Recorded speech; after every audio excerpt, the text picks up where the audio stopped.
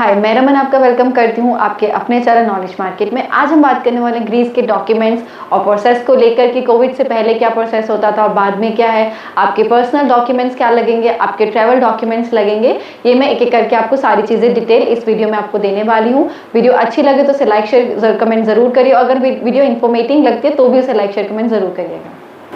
तो सबसे पहले मैं आपको बता दूं, जो ग्रीस है वो एक शेंगेन वीज़ा देता है और ग्रीस में कोविड से पहले और कोविड के बाद की अगर बात करें तो जो उसका प्रोसेस था वो सेम है, जो कि मैं आपको एंड में बताने वाली हूँ कि आपको पहले क्या अपॉइंटमेंट लेना, कैसे लेना। तो कोविड से पहले और कोविड के बाद जो उसका प्रोसेस था वो बिल्कुल सेम है। और बाकी केस में कि अगर आप वीज़ा लगवाते हो और कितने दिन का कैसे है, तो देखो अगर जो वीज़ा लगवाते हो, मान लीजिए आपका 3 महीने का लगा है लेकिन उसमें मल्टीपल एंट्री है, तो आप 3 महीने में आ जा सकते हो। मतलब आप 1 महीने में चले गए, फिर उसके बाद 10 दिन बाद दोबारा चले गए ना, वो आपकी मर्जी है। बट अगर उस वीज़ा में आपके सिर्फ सिंगल एंट्री है तो आप 3 महीने का, अगर आपको मान लीजिए वीज़ा लगा है और सिंगल एंट्री है, तो आप 3 महीने में सिर्फ एक ही बार आ सकते हो। और फिर चाहे आप 15 दिन रह के आओ, चाहे आप 1 महीना रह के और वापस आ जाओगे तो दोबारा नहीं जा सकते। और मल्टीपल में आप 3 महीने में जितनी बार भी आ जा सकते हो, वो आप पे डिपेंड करता है। अब बात कर लेते हैं इसके डॉक्यूमेंट्स को लेकर। तो जो डॉक्यूमेंट्स है ना, वो आपको पता है शेंगेन कंट्री है तो ऑलमोस्ट जितनी शेंगेन कंट्रीज होते हैं ना, उनके ऑलमोस्ट सेम होते हैं। मैं ये नहीं कहूँगी कि बिल्कुल सेम होते हैं, बट थोड़े बहुत सिमिलर होते हैं। बट इस ग्रीस के जो ट्रैवल का अगर जो वीज़ा की बात करें, इसके डॉक्यूमेंट्स में कुछ चेंजेस आए जो कि हम लोग डिस्कस करेंगे। तो सबसे पहले आप लोग को लगाना है इसमें पासपोर्ट, जिसमें आपके कम से कम 2 पेज ब्लैंक होने चाहिए और 6 मंथ की वैलिडिटी होनी चाहिए। सेकंड आ जाता है हमारा फोटोग्राफ 35 to 45 होनी चाहिए विद वाइट बैकग्राउंड। उसके बाद आ जाता है हमारा फाइनेंस स्टेटमेंट लगानी है कि आपके पास इतना पैसा है कि आप ग्रीस घूमने जा रहे हैं और घूम के वापस आ रहे हैं। और फोर्थ उसकी, आपके पास अगर इतना पैसा है तो वो कहाँ से आ रहा है आपको वो शो करना है। उसके बाद आ जाता है हमारा 6 मंथ की अकाउंट स्टेटमेंट। अगर आप जॉब करते हैं, सैलरीड पर्सन है, तो आपको सैलरी स्लिप लगानी है। और अगर आपका खुद का बिजनेस है तो आप सेविंग अकाउंट के साथ साथ करंट अकाउंट की स्टेटमेंट भी लगाएंगे। और अगर आपका जो बिजनेस है उसका एक रजिस्ट्रेशन प्रूफ होता है, आपको वो शो करना है। ठीक है। नेक्स्ट आ जाता है हमारा, अगर आप जॉब करते हैं और आपने लीव ली है अपने ऑफिस से, तो उसका एक लीव लेटर होता है, आपको वो लगाना है। या फिर एनओसी मिलती है, आपको वो लगानी है।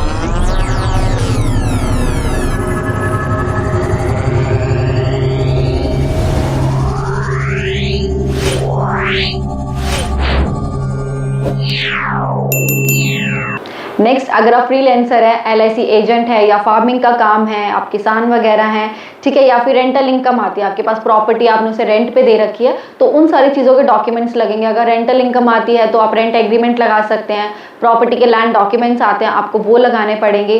फिक्स डिपॉजिट है तो फिक्स डिपॉजिट के आपको पेपर्स लगाने पड़ेंगे। आपने कोई भी एफडी आरडी वगैरह कराई है तो उनके आपको पेपर शो करने हैं। आईटीआर शो करनी है, 2 से 3 साल की आईटीआर शो करनी है। कुछ लोग 4 साल की भी कर देते हैं, बट उसकी कोई ज़रूरत नहीं है, कोई नीड नहीं है। आप 2 से 3 साल की करें, बट इससे कम करने की कोशिश ना करें। आप 1 साल की आईटीआर ना दिखाएं, आपको 2 से 3 साल की ही शो करनी पड़ेगी। तो ये जो मैंने आपको डॉक्यूमेंट्स बताया ना, ये आपके पर्सनल डॉक्यूमेंट्स है। अब बात कर लेते हैं हमारे ट्रैवल डॉक्यूमेंट्स के। ट्रैवल डॉक्यूमेंट्स में क्या लगेंगे? सबसे पहले ट्रांसपोर्ट के डॉक्यूमेंट्स लगेंगे, जिसमें आप ये मत समझिए कि आपकी रिटर्न टिकट लगेगी या कंफर्म टिकट लगेगी, नहीं। ट्रांसपोर्ट से डॉक्यूमेंट्स में आपको लगाना है आपका होटल वाउचर। होटल वाउचर में क्या होता है ना कि आप होटल वाउचर उसे अनकन्फर्म भी लगा सकते हैं। आप उन्हें बोल सकते हैं कि अभी वीज़ा मिलेगा तो मैं इसे कन्फर्म करवा लूँगा, अभी अनकन्फर्म्ड है। उस वाउचर में ना आपकी सारी डिटेल होती है कि आपसे कौन से पोर्ट से अराइवल है, कब डिपार्चर है, और आपको सारी चीज़ें उसमें। ट्रैवल वाउचर पहले नहीं लगता था, ठीक है। ट्रैवल वाउचर्स लगता है, पहले नहीं लगता था, अब लगता है 2023 की अगर हम बात करें तो। तो नेक्स्ट बात कर लेते हैं, जो मैंने अभी आपको बताया वो आपके पर्सनल डॉक्यूमेंट्स से। अब बात करते हैं हमारे ट्रैवल डॉक्यूमेंट्स की। ट्रैवल डॉक्यूमेंट्स में सबसे पहला डॉक्यूमेंट्स आता है आपका, होता है ट्रांसपोर्ट के डॉक्यूमेंट्स। इसमें आपकी कोई भी आपको टिकट कंफर्म नहीं लगानी है, या आप सोच रिटर्न टिकट नहीं, आपको इसमें होटल वाउचर लगाना है। वो भी आप अनकन्फर्म लगा सकते हैं। उसमें क्या होता है ना, आप उन्हें बोल सकते हैं कि वीज़ा मिलेगा तो मैं इसे कन्फर्म करवा लूँगा, अभी अनकन्फर्म्ड है। उसमें क्या होता है ना, आपकी कौन से पोर्ट से अराइवल है, कौन सा डिपार्चर है, ये सारी चीज़ें उसमें मेंशन होती है। तो आपको ट्रैवल वाउचर लगाना ज़रूरी होता है। अगर हम चेंजेस की बात करें तो 2023 से पहले ये चेंज नहीं था, आपको ट्रैवल वाउचर लगाना ज़रूरी नहीं होता था। बट 2023 की बात करें इस साल की, तो अब ये रूल आ गया है कि आपको इसमें ट्रैवल वाउचर भी लगाना है। तो नेक्स्ट है, आप लोग को इसमें एक अच्छी चीज़ ये है कि आपको अब इसमें कंफर्म टिकट नहीं लगानी है। जैसे पहले होता था ना 2023 से कि भाई कंफर्म टिकट, रिटर्न टिकट आपको लगानी ज़रूरी है। अब इसमें ऐसा कुछ ज़रूरी नहीं है, ठीक है। नेक्स्ट हम बात कर लेते हैं इसकी होटल बुकिंग को लेके। तो जो होटल बुकिंग है ना, अब वो आपको कंफर्म लगानी है। और अब क्या हो गया ना कि पहले क्या होता था कि जो आपकी होटल बुकिंग आप लोग करते थे तो उसमें पेड नहीं करते थे, मतलब कोई पेमेंट नहीं करते थे, खाली होल्ड कर देते थे कि भाई मैंने इस होटल में बुक करवा लिया, और आप उसका जो वाउचर्स होता था, जो भी होता था, आप लगा देते थे।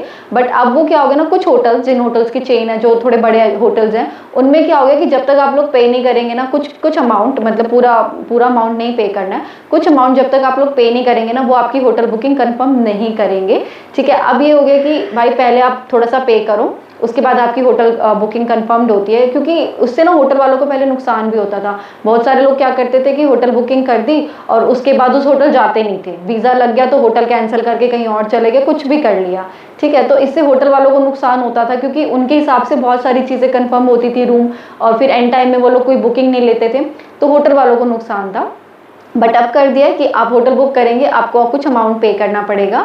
अगर आपका वीज़ा अप्रूव्ड होता है, अगर मान लीजिए पहले तो कि आपका वीज़ा अप्रूव नहीं हुआ, तो आप सीधा उन्हें वो लेटर, वीज़ा भेज सकते हैं कि भाई मेरा जो वीज़ा है वो रिजेक्ट हो गया, अप्रूव नहीं हुआ, तो वो आपको जो आपने जो पे किया होगा ना, वो पूरा अमाउंट आपको वापस भेज देंगे।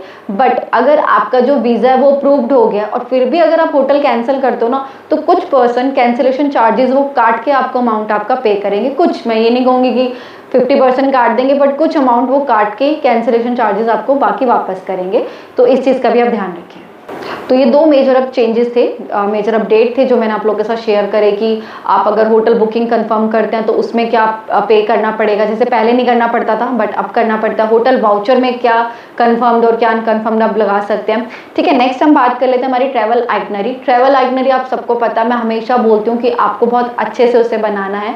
और ट्रैवल आइटनरी सबको पता है कि क्या होती है कि आप, और जिन्हें नहीं पता मैं उन्हें बता दूं कि उसमें आपको हर एक चीज़ अपनी लिखनी पड़ती है। जो भी आपका प्लान है, आप कब यहाँ से जा रहे हैं, कब आ रहे हैं, उसके बाद आपका फर्स्ट डे आप कहाँ घूमने जा रहे हैं, सेकंड डे कहाँ घूमने जा रहे हैं, कौन सा होटल लिया है। अगर आप 3 दिन के लिए एक होटल लिया, अगर आप चौथे दिन के लिए दूसरा होटल ले रहे हो ना, तो आपको वो होटल का नाम भी मेंशन करना है कि 4th डे मैं इस होटल में जा रहा हूँ और इसके नियर बाय घूमने वाला हूँ। या मतलब जो भी चीज़ें आपको लिखनी है। अगर आपने 1 वीक का ट्रैवल बनाया ना, तो 1 वीक का पूरा आपको ट्रैवल आइटनरी बनानी है कि मैं इस दिन यहाँ जाऊँगा, इस दिन यहाँ जाऊँगा, इस होटल में, ये सब चीज़ें आप लिखें, एक अच्छे से स्ट्रॉन्ग आइटनरी बनाएं। और यहाँ कुछ ट्रैवलर्स क्या गलती करते हैं ना कि वो ऑनलाइन नेट से देख के इसे कॉपी कर लेते हैं। ऐसा नहीं करना है। मैं जो ट्रैवल आइटनरी बना रही हूँ मेरे हिसाब से बना रही हूँ, बट आपकी ट्रैवल आइटनरी आपके हिसाब से होगी। ज़रूरी नहीं है कि जो चीज़ें मुझे पसंद है वो चीज़ें आप लोग को भी पसंद हो, है ना। तो इस चीज़ का ध्यान रखें, जब भी ट्रैवल आइटनरी बनाए ना, अपने मन से बनाएं, अपना पूरा प्लान देख के सोच के बनाएं। ये ना सोचें कि इसने नेट पे मैंने देखा था, उसने ये लिखा तो मैं ऐसे बनाऊँ, ये गलती बिल्कुल ना करें।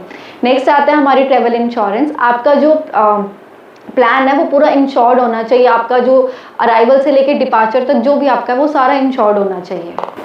तो नेक्स्ट है, अगर आप यहाँ अकेले जाते हो तो यहाँ आपको थोड़ा जस्टिफाई करना पड़ेगा कि आप अकेले क्यों जा रहे हो। आपकी वाइफ है, चिल्ड्रंस हैं, या जो भी आपके साथ क्यों नहीं जा रहा है, तो यहाँ आप उन्हें क्लियरली मेंशन कर सकते हैं कि भाई क्यों नहीं जा रहा है। अगर आपकी वाइफ वर्किंग है या वाइफ जा रही है और हस्बैंड वर्किंग है, तो आप उन्हें बोल सकते हो कि भाई ये वर्किंग है, इन्हें लीव नहीं मिली है, ये नहीं जा सकते हैं। और अगर आपके चिल्ड्रंस है तो आप बोल सकते हैं कि मैं उनकी स्कूलिंग खराब नहीं करना चाहता, उन्हें स्कूल उनकी एजुकेशन पर असर पड़ेगा। आप कुछ भी बोल सकते हैं, बट यहाँ एक क्लियरली आप मेंशन कर दें, उन्हें समझा दें। आप ये ना सोचें कि वो ऑफिसर क्या सोचेगा कि मेरी वाइफ नहीं जा रही है, मेरे बच्चे नहीं जा रहे, नहीं। जो भी है आपका, जो भी सच है कि वो क्यों नहीं जा रही है, क्या रीज़न है, आप वो सारी चीज़ें उसमें मेंशन करते हैं। तो उसके बाद आ जाता है हमारा कवर लेटर और वीज़ा एप्लीकेशन फॉर्म। आपको अगर नहीं पता ही कैसे फिल करना है, आप मुझे मेल या कमेंट कर सकते हैं, मैं इस पर भी एक सेपरेट वीडियो बना दूंगी। लास्ट आता है हमारा प्रोसेस। जैसे कि आपको पता है, मैंने आपको पर्सनल डॉक्यूमेंट्स पहले एक पैराग्राफ में बताया, उसके बाद मैंने आपको ट्रैवल डॉक्यूमेंट्स बताया। अब मैं बताऊंगी कि इसका प्रोसेस कैसे करना है स्टार्टिंग से, ठीक है। तो सबसे पहले आपको एक VFS की वेबसाइट पे जाना है। वेबसाइट में अभी स्क्रीन पे आप देख रहे होंगे, आपको शो कर जाएगी। इस वेबसाइट पे जाना है, इस लिंक पे, वहाँ जाके आपको अपॉइंटमेंट लेना है। जैसे आप अपॉइंटमेंट लेंगे ना, तो आपको एक लेटर प्रिंट होके आ जाएगा, आपके अपॉइंटमेंट लेटर। उसके बाद आपको VFS ऑफिस की जो भी आपकी फीस है वीज़ा की, आपको वो देनी है। नेक्स्ट, जब आपको अपॉइंटमेंट मिल गया, आपकी जो आपने जो फी जमा करी है उसकी स्लिप मिल गई, उसके बाद आपको जाना है VFS ऑफिस।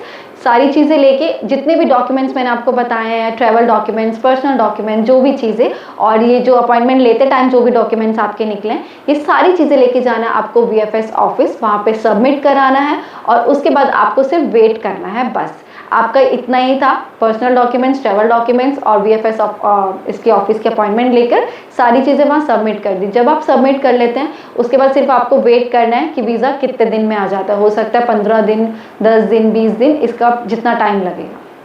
तो बस ये थी मेरी वीडियो जो ग्रीस में नए अपडेट्स आए जो कि मैंने आप लोगों के साथ शेयर करी है। अगर वीडियो अच्छी लगे, थोड़ी बहुत भी इंफॉर्मेटिव लगी हो तो इसे लाइक भी करें, शेयर भी करें और कुछ कमेंट भी करें। अगर आप चाहते हैं कि इस वीडियो के रिगार्डिंग में आपको कुछ और भी इंक्वायरी दे सकूं या कुछ और वीडियो बना सकूं, या cover letter, visa application form कैसे करना है, या VFS का जो अपॉइंटमेंट लेने के लिए अगर कोई प्रॉब्लम आ रही है तो उसके लिए बता सकते हैं। मैं लिंक आपको डिस्क्रिप्शन में भी दे दूंगी। तो बस ये था, बाकी वीडियो अच्छी लगे तो इसे लाइक शेयर कमेंट भी ज़रूर करिए। Thank you.